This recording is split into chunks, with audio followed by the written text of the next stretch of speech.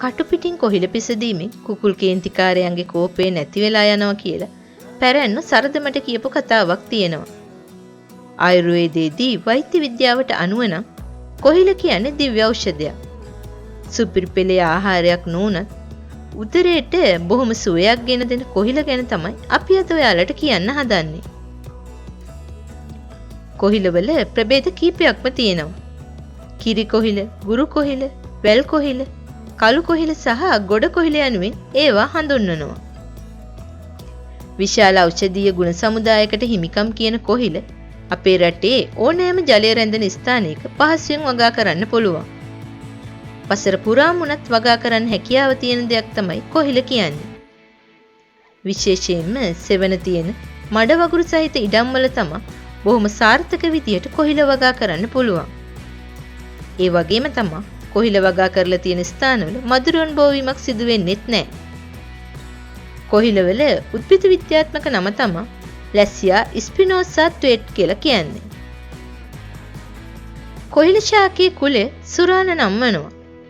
මේ ශාකයේ සිංහල නම කොහිවිල කියලා තමයි තියෙන්නේ.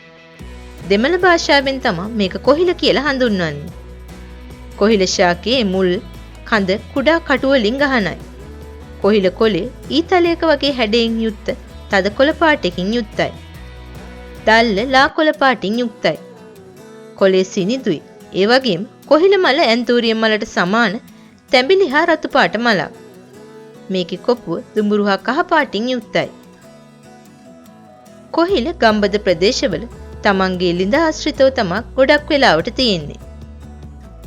කොහොම වුණත් ඉතින් අද වෙනකොට ලිං වෙනුවට ජලය ලබා ගන්න පයිප් වලින් නිසා ගෙදරට සීමා වෙලා තියුණු කොහිල වගාව අද වෙනකොට අභාවයට ගිහිල්ලා කියන්න පුළුවන්. ඒ වෙනුවට දලු කොහිල මිටි වශයෙන් බැඳලා වෙළඳපළට එනවා. කොහිලාල සුද්ධ කරලා විකුණන්නත් තියෙනවා. ඒ වගේම තමයි සුපර් මාකට් වල කොහිලාල සුද්ධ කරලා පෙති කපලත් පැකට් කරලා තියෙනවා. දේශීය වෙළඳපළ තුල කොහිල අල සහ දලු වලට ලොකු ඉල්ලුමක් තියෙනවා. ඒකට හේතුව තමයි කොහිලවල තියෙන මේ සුවිශේෂී ගුණ. ඉතින් මෙච්චර වටින කොහිලවල ගුණ මොනවද කියලා අපි දැන් බලමු. බඩවැල් වල ඇතිවන විෂදෝෂ මගේම විවිධ රෝග සුව කරන්නත් කොහිලවලට හැකියාව තියෙනවා.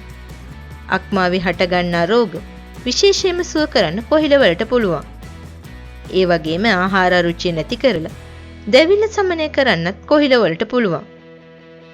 මේ ලෙඩ රෝග සඳහා ගන්නේ කොහිල දලු සහ අල පමණයි. කොහිල දලු රසවත් ව්‍යංජනයක් විදිහටත් මැල්ලුමක් විදිහටත් සලාදයක් විදිහටත් සකස් කරනවා. ඒ වගේම කොහිල අලත් රසවත් ව්‍යංජනයක් විදිහට වගේම සලාදයක් විදිහටත් සකස් කරන්න පුළුවන්. මේ ශාකයේ තියෙන විශේෂත්වය නම් අල හා දලු වල තියෙන කෙඳි ආමාශයේ ජීර්ණ කොටස් සමග එකට බැඳිලා මල පහ සමග පිට කරනවා.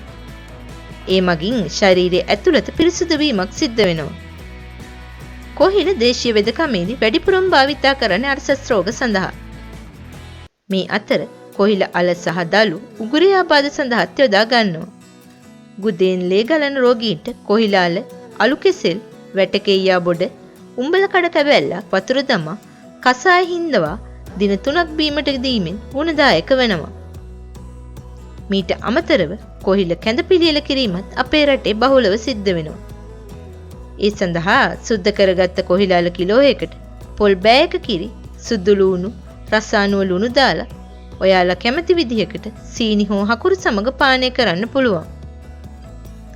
ඒ වගේම පණු රෝග, ඇදුම්, කැස් සහ උදරාබාධ සඳහා කෘමීන් හා සර්ප දෂ්ටනවලදී වකුගඩු ගල් ඇතිවීම වැළැක්වීමටත් කොහිල පාවිච්චි කරන්න පුළුවන්. ඉතින් බොහොම පහසුවෙන් අපේ නිවසේම අපිට සකස් කරගන්න පුළුවන්. ඊටමත් ගුණවත් ඖෂධයක් වන කොහිල ඔයාලත් ඔයාලගේ ආහාර වේලට එකතු කරගන්න අමතක කරන්න එපා.